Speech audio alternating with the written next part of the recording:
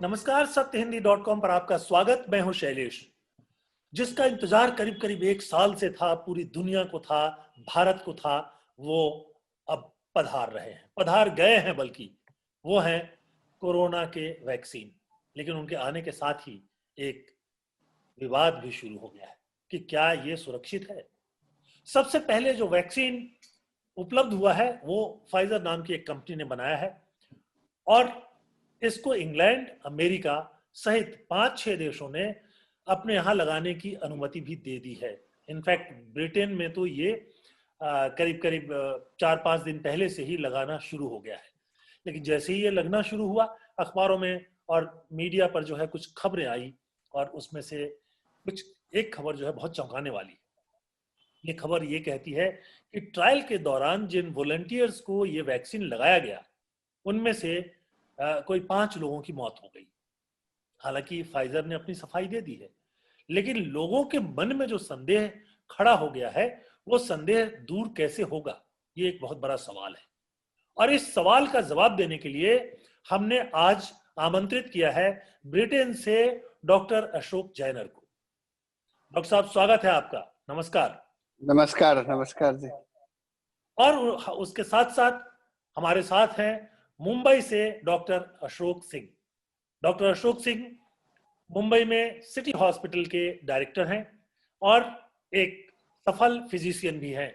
आज इन दोनों से हम समझने की कोशिश करेंगे कि क्या ये वैक्सीन सुरक्षित है। फाइजर का जो वैक्सीन आ गया है, हालांकि वो भारत में अभी उसको लगाने की अनुमति नहीं मिली है, लेकिन अगर वो मिल जाती है तो क्या वो भारतीयों के लिए सुरक्षित है, ये सवाल उठाएंगे। दुनिया के लिए सुरक्षित है, ये सवाल उठाएंगे। जो और वैक्सीन आ रहे हैं उनको लेकर भी कई तरह के सवाल खड़े हुए हैं, उसकी भी चर्चा उठाएंगे, उस पर भी बातचीत करेंगे। एक वैक्सीन जो आ रहा है उसके ट्रायल के दौरान ये खबर आई कि कुछ लोगों में एड्स के लक्षण पाए गए, तो ये एक और खतरनाक बात हो गई। हालांकि उस वैक्सीन के ट्रायल को रोक दिया गया है, शायद वो वैक्सीन बाजार में नहीं है, लेकिन ये एक संकेत है। तो इन संकेतों पर बात करेंगे। डॉक्टर अशोक सिंह जी, आपका भी बहुत बहुत स्वागत है हमारे स्टूडियो में। नमस्कार। नमस्कार। और इस प्रोग्राम को शुरू होने से पहले मैं दर्शकों आपको एक सूचना देना चाहता हूं, और वो सूचना ये है कि सत्य हिंदी अब एंड्रॉयड ऐप जो है वो उस पर भी उपलब्ध है। आप गूगल प्ले स्टोर से ऐप को डाउनलोड कर सकते हैं। इससे सहूलियत ये होगी कि आप अपनी इच्छा के अनुसार कभी भी कहीं भी जो सत्य हिंदी के प्रोग्राम है और टेक्स्ट है, बहुत सारी चीजें जो हम जानकारियां देते हैं, उसको देख सकते हैं। एक और अनुरोध जो हम कई बार कर चुके हैं आपसे, वो ये है कि इसके बाद, इस वीडियो को देखने के बाद, आप डिस्क्रिप्शन का एक लिंक पाएंगे वीडियो के आखिर में, और उस लिंक को अगर आप दबाएंगे तो हम आपको बताएंगे कि आप सत्यहिंदी.com से और करीब से कैसे जुड़ सकते हैं। देखिए, एक बात बहुत साफ मैं कहना चाहता हूं कि सत्यहिंदी.com जो है कुछ पत्रकारों ने आपसी सहयोग से शुरू किया, और करीब करीब अब 2 साल हो चले हैं।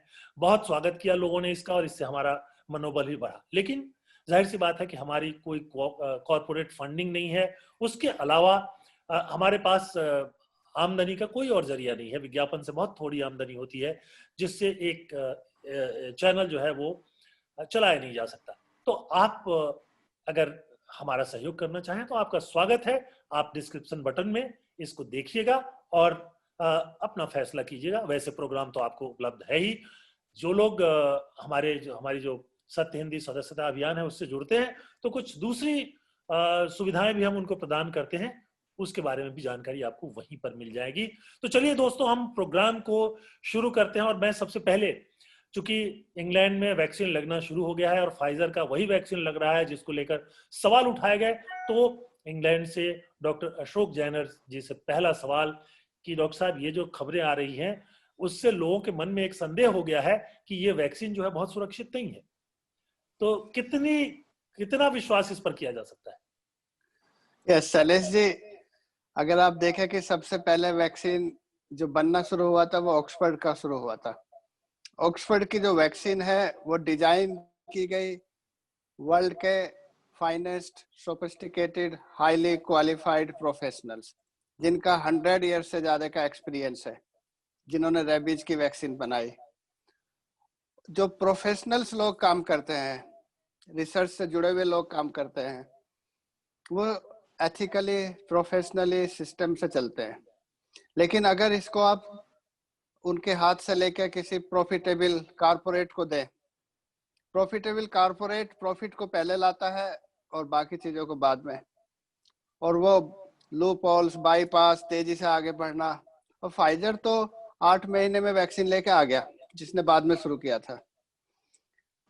उसका नेटवर्क पूरी दुनिया में है, बड़ी फार्मास्यूटिकल कंपनी है। उसमें और ऑक्सफोर्ड वैक्सीन में बहुत अंतर है और रहेगा। जब ऑक्सफोर्ड वैक्सीन मार्केट में आ जाएगी, जिसको रखने में सुविधा है, ट्रांसपोर्ट में सुविधा है, लॉजिस्टिकली सबसे चीफ वैक्सीन है, सबसे अच्छी वैक्सीन है, तो मुझे नहीं लगता कि ये फाइजर वाली वैक्सीन उस समय फिर मार्केट में रुक पाएगी। ये तो पहला। दोनों की टेक्निक्स अलग है। ये आरएनए वैक्सीन है फाइजर वाली, और आरएनए वैक्सीन बड़ी फ्रेजाइल होती है। थोड़ा सा टेम्परेचर बदला, वैक्सीन बदल जाती है। जो लोग कहते हैं कि 90% इफेक्टिव, 95 टेम्परेचर बदल जाएगा तो पता चला इफेक्टिविटी 50 से नीचे आ गई, 40 से नीचे आ गई, और इनइफेक्टिव होगी और दूसरे तरह की एंटीबॉडी पैदा होगी। तो ये तो एक तरीके का इमरजेंसी ऑर्डिनेंस हो गया कि आपको जल्दबाजी में कुछ तो लाना है ताकि जाने बच सके, और उस एंगल से इनको इमरजेंसी अप्रूवल मिली है। अब अप्रूवल पहले इंग्लैंड से मिल गई, फिर अमेरिका से मिल गई। अब छोटे मोटे कंट्री तो दे ही देंगे उनको इमरजेंसी में। तो इसका लॉन्ग टर्म फ्यूचर मेरे को नजर नहीं आता कि it will survive in the market. और जितने भी गर्म कंट्रीज है, एशियन कंट्रीज है, अफ्रीकन कंट्रीज है, जिनके पास इंफ्रास्ट्रक्चर ही नहीं है, ये कोल्ड चेन तो ब्रेक हो जाएगी -70 पे। यूरोपियन कंट्री भी मुश्किल से इसको सफल हो पाएंगे। तो हम लोगों ने इंग्लैंड में भी ऐसा नहीं है कि इसको लिमिटेड मात्रा में खरीदा है। शुरू में हमारे जब तक ऑक्सफोर्ड की आएगी तब तक इसको सेफ्टी गाइडलाइन, मॉनिटरिंग से काम चलाएंगे। तो इसका बहुत ये लग रहा है कि ये एक स्टॉप गैप अरेंजमेंट की तरह है। डॉक्टर अशोक सिंह, मैं ये समझना चाहता हूं कि भारत जैसे देश के लिए ये जो आरएनए वैक्सीन, जिसको -70 डिग्री पर स्टोर करने की जरूरत है, और जहां आबादी इतनी बड़ी है, जाहिर सी बात है कीमत जो है वो भी एक महत्वपूर्ण सवाल है। तो ये जो है भारत के लिए कितना उपयोगी हो सकता है? हालांकि भारत सरकार ने अभी अनुमति नहीं दी है, लेकिन आगे पीछे अनुमति दे भी सकते हैं, तो इफेक्टिव कितना होगा? देखिए, जैसा इन्होंने ट्रायल में देखा है कि इनकी जो क्लेम करते हैं 90 to 95% इफेक्टिव है, लेकिन जैसा डॉक्टर जनरल ने बताया, ये बहुत ही फ्रेजाइल वैक्सीन होती है और इसकी इफेक्टिविटी रिसर्च सिचुएशन में तो उतनी है, ऑन फील्ड कितनी रहेगी बोल नहीं सकते। तो अभी जैसे आपने बताया ना, स्टॉप गैप अरेंजमेंट अभी कुछ नहीं है अपने पास, और ये ही एक फर्स्ट वैक्सीन है जो कि यूके, यूएसए ने अप्रूव कर दिया। इंडिया वाले भी अप्रूव कर देंगे, उन्होंने डाला है, अप्रूव कर देंगे, मना नहीं कर सकते, क्योंकि यूके ने अप्रूव कर दिया, यूएस एफडीए ने अप्रूव कर दिया, ये भी अप्रूव कर देंगे।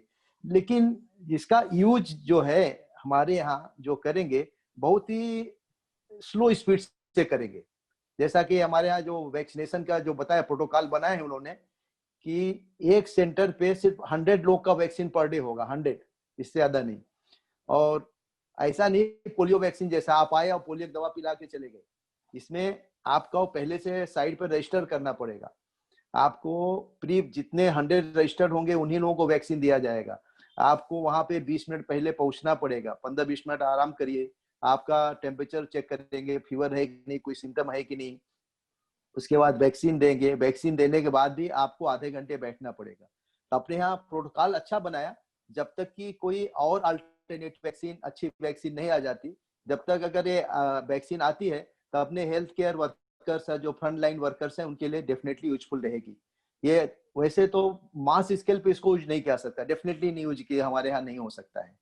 तो जैसे दूसरी जो वैक्सीन है ऑक्सफोर्ड की, जो एस्ट्राजेनेका ऑक्सफोर्ड और अपने यहाँ सीरम इंस्टीट्यूट, तीनों का कोलैबोरेशन चल रहा है। तो ये जो वैक्सीन बहुत ही अच्छी है, इसमें थोड़ा सा कंट्रोवर्सी हो गई।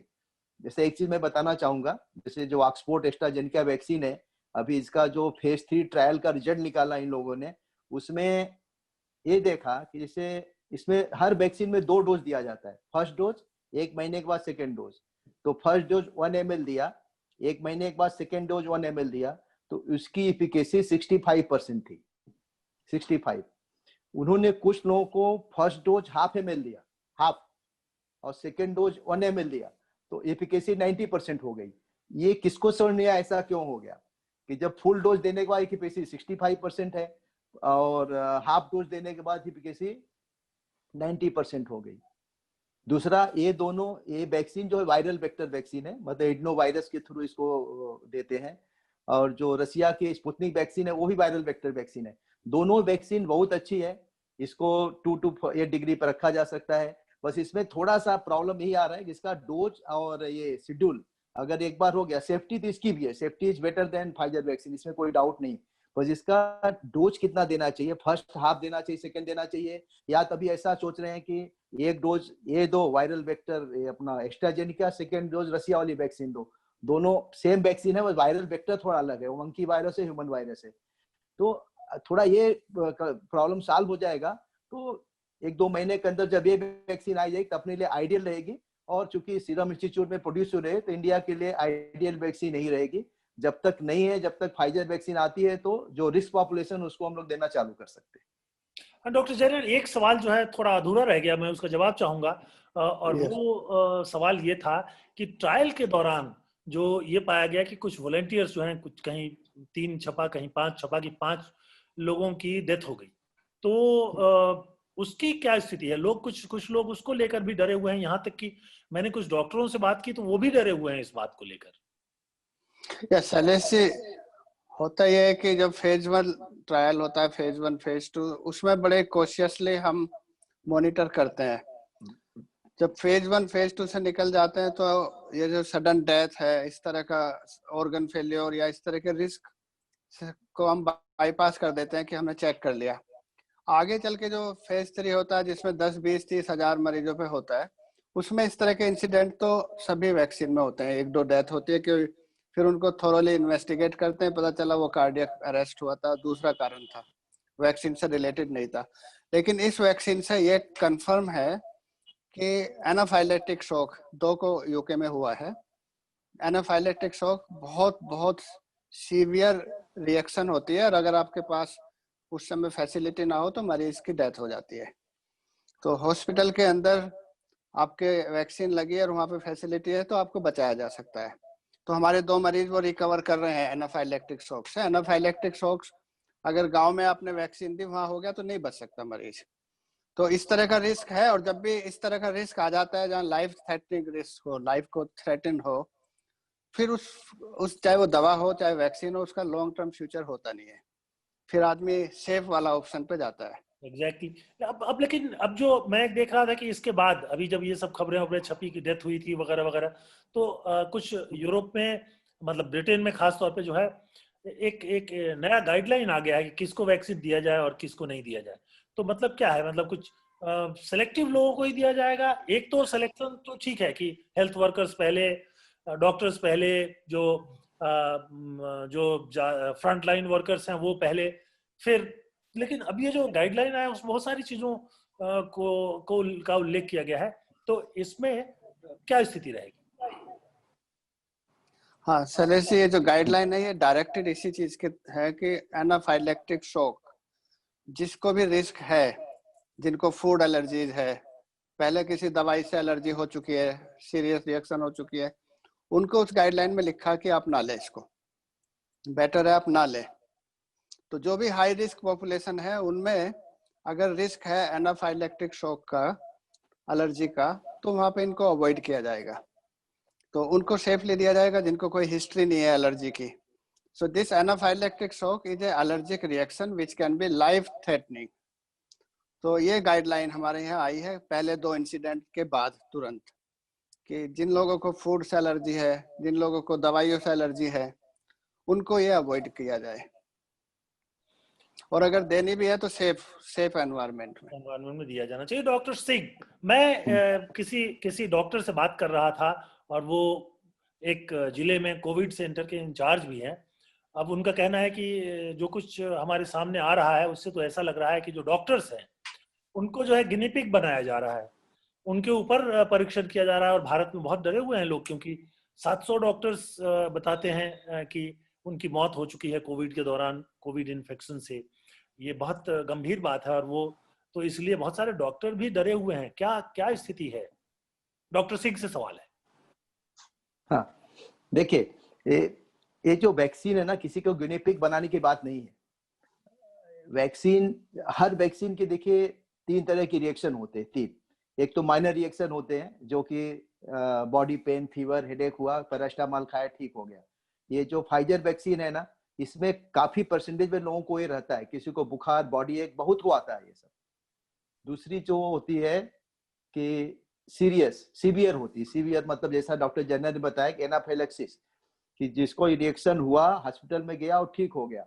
और तीसरा होता है सीरियस, मतलब जो कि डेथ हो गया, मतलब परमानेंट डिसेबिलिटी उसको हो गई। ये बहुत ही सीरियस इशू होता है। तो जो फाइजर वैक्सीन है, अभी जैसा बताया एनाफिलैक्सिस 2 को हुआ, लेकिन एनाफिलैक्सिस अगर हॉस्पिटल सेटअप में है तो मैनेज हो सकता है। बाहर कहीं भी वैक्सीनेशन होगा तो नहीं मैनेज हो सकता। तो अपने को गिनी पिग कोई नहीं है। जो भी डॉक्टर को वैक्सीन लेना है या किसी पॉपुलेशन लेना है, उसमें हिस्ट्री बहुत इंपॉर्टेंट है। किसी से ड्रग एलर्जी है, अस्थमा है या ऑटोइम्यून डिजीज है, उसको नहीं लेना है वैक्सीन।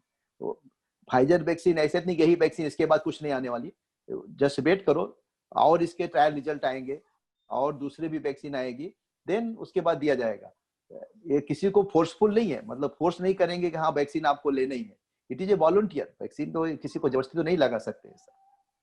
बिल्कुल। हालांकि बहुत सारे लोगों को लगाने की जरूरत तो पड़ेगी, जाहिर सी बात है। इसलिए ये सवाल जो है, ये संदेह जो है उठाए जा रहे हैं। डॉक्टर जैनर, एक और गंभीर खबर मैं अखबारों में देख रहा था, और वो खबर ये है कि एक वैक्सीन जो है उसका ट्रायल चल रहा था, और उसी दौरान उन लोगों में एड्स के कुछ लक्षण पाए गए।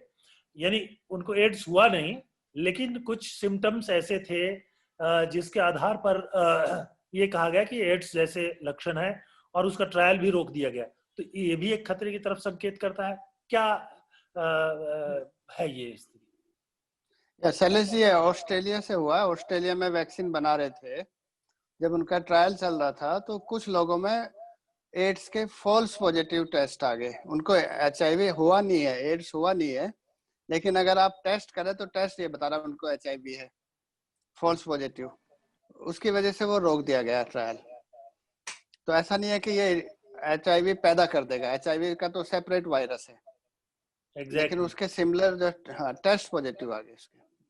या तो इसका मतलब या तो टेस्ट में कोई गड़बड़ी है, या कहीं वैक्सीन में कोई एलिमेंट था जो उस तरह के रिजल्ट पैदा कर रहा है। जी जी, लगता यही है कि वैक्सीन में कोई ऐसा एलिमेंट रहा होगा। डॉक्टर सिंह कुछ कहना चाह रहे हैं? जो वैक्सीन में जो जेनेटिक मटेरियल होगा, जीनोम होगा, वो HIV से मिलता होगा, इसलिए वो फॉल्स पॉजिटिव आ गया। वो डिजीज क्रिएट करेगा नहीं करेगा ये तो बहुत बाद में मालूम पड़ेगा, क्योंकि उसका इंक्यूबेशन पीरियड बहुत लंबा होता है, और ऐसा होएगा नहीं। ओके, ये एक महत्वपूर्ण बात की आपने। डॉक्टर जैन, हाँ वो जुड़ गए हैं फिर से। लेकिन मैं ये सवाल डॉक्टर सिंह आपसे ही कह रहा हूँ कि भारत के एक वैक्सीन निर्माता है, उनका एक इंटरव्यू अखबारों में देख रहा था मैं, आज ही एक अखबार में देख रहा था। और वो वैक्सीन के एक प्रमुख निर्माता कंपनी से जुड़े हुए हैं, जिसका एक अपना रिकॉर्ड है भारत में। तो उनका कहना है कि ये जो जल्दीबाजी मचाई जा रही है वो ठीक नहीं है, और जल्दीबाजी में कोई भी वैक्सीन जो है वो डेवलप नहीं किया जा सकता है। और बुनियादी सवाल उन्होंने उठाया है कि ये जो आपाधापी और ये है जल्दीबाजी करने की कोशिश है, ये काउंटर प्रोडक्टिव हो सकता है, ऐसा संकेत वो दे रहे हैं। देखिए शैलेश जी, अभी अपने पास कोई अल्टरनेटिव नहीं है। अभी कोरोना बीमारी ऐसी है, अभी तो अगर प्रॉपर ट्रीटमेंट करो तो लोग, रिकवरी रेट बहुत अच्छा है अपने पास। और ये जो वैक्सीन है, जो हम लोग वैक्सीन फाइजर की या जो वैक्सीन की बात कर रहे हैं, ये सब वैक्सीन अगर जल्दीबाजी में नहीं लाएंगे, मतलब इसके लिए कुछ तो जो रूल बाईपास किए, जो भी किए, ये एक तरह से अच्छा ही था। मतलब एटलीस्ट टाइम पर आ रहा है ना, कुछ तो आ रहा है ना, मतलब जीरो से अच्छा कुछ तो आ रहा है। हाँ, उसको कैसे यूज करना है ये प्रॉपर वे में ले लीजिए। अभी जिन्होंने जिसका आप जिक्र कर रहे हैं, उनकी भी वैक्सीन पहले आती तो ये नहीं बोलते थे, अब उनकी वैक्सीन थोड़ी लेट हो रही है, पहला अप्रूवल हो जा रहा है, इसलिए उनका इंटेंशन होगा ऐसा कि वो पहले आ गए, हम कैसे पीछे रह गए। तो ये सब जैसा जैनर ने बताया ना, अभी आप फेयर साइंस नहीं काम कर रही है, अभी सब इसमें कारपोरेट लग गए हैं। इसमें ये जो जितने भी आप न्यूज सुनते हैं, जितने भी ये सब कमेंट सुनते हैं, इसके पीछे एक्चुअल कुछ बेनिफिट वाला मुद्दा नहीं रहता, सबके पीछे कॉमर्स लगा हुआ है। तो वो सब भूल जाइए। आज की डेट में जो बीमारी है और जो बेस्ट अवेलेबल है उसको सोच समझ के यूज करिए। जब नेक्स्ट अच्छा अल्टरनेटिव आएगा तो फिर देखेंगे। अगर आप इसके प्रॉपर वैक्सीन ट्रायल में जाने में तो 8 साल लग जाएंगे, तो 8 साल वेट करिए थोड़ी कि प्रॉपर आए और फिर आप लगाएं। तो उसको रहने दीजिए, कारपोरेट है उनको बोलने दीजिए। जाहिर सी बात है, कॉर्पोरेट का एक अपना इंटरेस्ट भी होता है। कई बार वो जब बोलते हैं तो अपने इंटरेस्ट के हिसाब से बोलते हैं, लेकिन उससे लोगों के मन में एक संदेह तो पैदा हो ही जाता है। लेकिन डॉक्टर जैनर ये बताइए कि ये जो है कैसे इतनी तेजी से हो सकता है? बहुत संक्षेप में बोलिएगा, 1 मिनट के अंदर, क्योंकि हमारा टाइम पूरा हो गया। शैलेश जी, आपका क्वेश्चन सुन नहीं पाएगा, आप रिपीट कर देंगे? नहीं, मैंने ये कहा कि ये जो संदेह लोगों के मन में आ रहा है वो कैसे खत्म होगा कि ये जल्दीबाजी में ये वैक्सीन, वो वैक्सीन, उसका ये रिएक्शन, ये सब जो सारी चीजें चल रही हैं वो कैसे उस पर काबू पाया जा सकता है? मैं बस 30 सेकंड में आपका जवाब चाहता हूँ, हमारा समय पूरा हो गया। देखिए शैलेश जी, ये जो इस समय पेंडेमिक है, इस पेंडेमिक ने पूरी दुनिया को कोलैप्स कर दिया है। यूनिवर्सिटी बंद है, स्कूल बंद है, लोगों की नौकरियां चली गई, जॉब चले गए और हेल्थ थ्रेटन हो रही है। 3000 रोज अमेरिका में लोग मर रहे हैं। तो इस पेंडेमिक में कुछ तो हमको निकालना पड़ेगा। 2 ही चीज निकाल सकते हैं, इलाज और वैक्सीन। और तीसरा है कि जितने लोग इम्यून हो जाए, बच जाए इन्फेक्ट होके। तो ऐसे में जल्दी से जल्दी वैक्सीन बनाना ये एक सभी का प्रायोरिटी है। इसमें ऐसा नहीं है कि कुछ इस तरह की जल्दबाजी करके इतना बड़ा ब्लंडर किया जा रहा हो। 30-30, 40-40 हजारों मरीजों पे ये टेस्ट हो रही है और उसमें इंसिडेंट तो सुरक्षा का जो उपाय करना चाहिए वो किया जा रहा है। डॉक्टर सिंह, एकदम संक्षेप 2 वाक्य में आपकी आखिरी टिप्पणी। देखिए, हमारा यही है कि वैक्सीन के बारे में लोगों को सही इंफॉर्मेशन मिलना चाहिए, उनको फाल्स होप नहीं देना चाहिए। उससे कितना फायदा होगा नहीं होगा ये क्लियर कर उनको जानकारी गवर्नमेंट के थ्रू मिलना चाहिए। बहुत बहुत धन्यवाद doctor Ashok Singh, doctor Ashok Jenner, आपने इस प्रोग्राम में शामिल होकर के और हमारे दर्शकों को बहुत सारी नई सूचनाएं दी है, उनके मन से भ्रम को निकाला है। इस प्रोग्राम को हम यहीं समाप्त करते हैं। दर्शकों, आपको प्रोग्राम में देखने के लिए और प्रोग्राम में शामिल होने के लिए बहुत बहुत धन्यवाद। नमस्कार। सत्य हिंदी का ऐप डाउनलोड करें गूगल प्ले स्टोर पर।